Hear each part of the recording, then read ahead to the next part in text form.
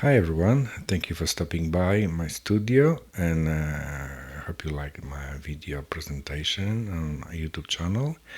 Today I want to show you how I'm painting a portrait. It will be close-ups on a little girl with her dog, and it will be done on a watercolor paper, rough, and there will be watercolor washes, and I'm gonna add up some lines to it to make it a little bit more excitement to the painting.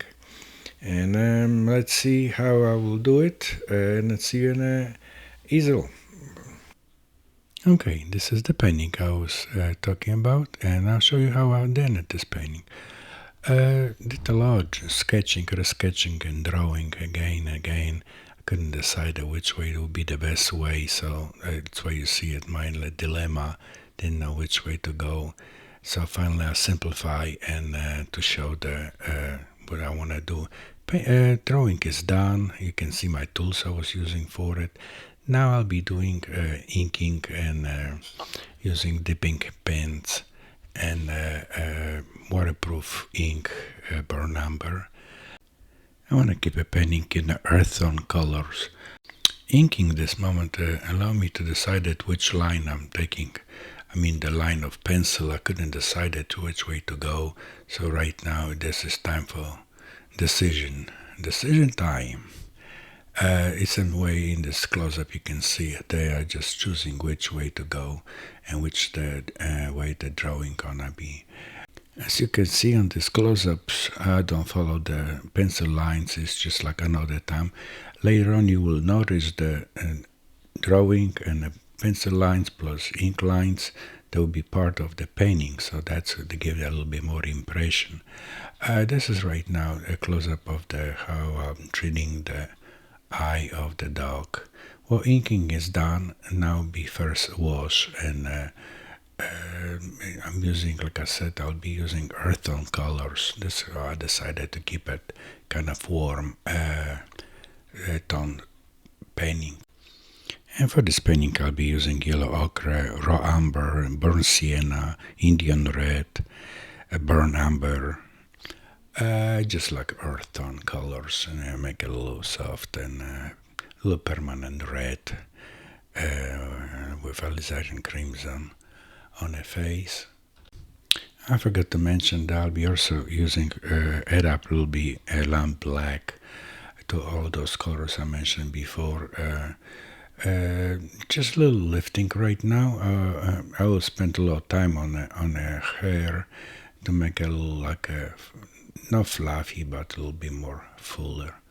First wash is dry, so right now I'm gonna be working on little backgrounds and foregrounds to make a little distinction and a little more dimensions. Probably add up a little bit more black lamp and a little bit burnt umber mixture to make it a little darker areas when they need to be more like nose and part of her hair and dog fur. Just right now it's just not a detail, just a little like I don't want to say second wash, but let's call it second wash. It could be done in the first time, but I just want to have a more control. So by working from the light to dark, give me the chance to having full control over the painting. It's a different approach. People have a different techniques. That's the way I do light to dark. Later on, it will help me to develop painting by using the dry brush technique. Like right now, I'm gonna put like a third coat or third.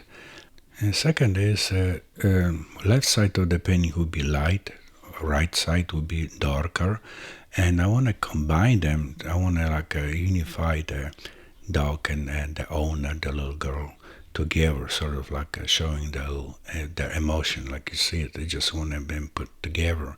But that I also create a lot of like cauliflower edges, which later on I will soften them up with a dry brush technique.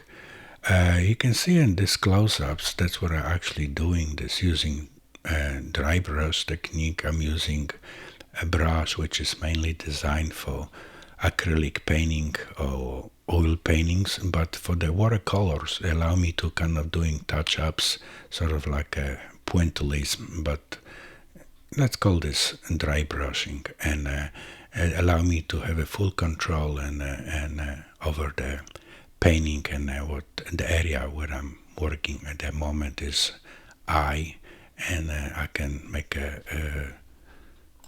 in this close-up you can see it. I'm doing the similar stuff. This is dog eye, and I'm using dry brushing with a lamp black and a little bit amber, burn amber mixed with it.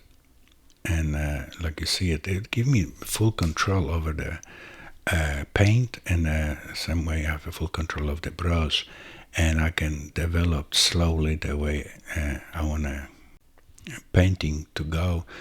At this close-up, I'm doing lifting paint using bristle brush. I'm using paper and water, and lifting paint that way.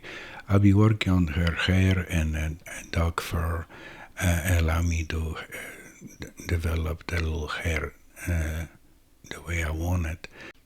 There's many ways you can paint the hair. I mean, this is one of the way I do, and for this painting I just want to have the soft and just kind of fully hair.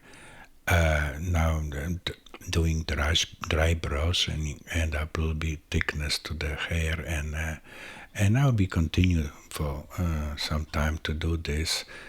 For the showing purposes, I just showed a little shortcut. As you see it, this is how the finished part of the hair is done. I'll be working on it a little bit longer. I'll be using the inks. Here is a Lamy fountain pen loaded with a black ink, and I'll be just working over the painting, add up extra lines, and the reason for it is to give a little extra texture. Since I'm working on a rough watercolor paper that will emphasize the whole thing and drama, plus just a little dynamics. And as you see it, this is just kind of like a random and in this close-up you can see it, there's some pencil lines, and I'm using them for enhancement of the painting. Also the ink lines will do the same thing. As you see it, fountain pen I'm flipping back and forth will allow me to give a different thickness of the line. And this is like last touch-ups on the hair to give the little action and a movement of her wavy hair. And then final part to sign the painting. As you see it, this is on the close-ups. I try to zoom it so you can see it. From the distance, there's no lines visible, but when they get closer, you can see the texture of the paper kind of combined with the lines and the painting. And they give you this little, I guess, emotional statement of lines waving through the painting with combined with the paint and her love for the dog. If you enjoyed this video, please subscribe to my channel. Thanks so much for watching, and I will see you again soon.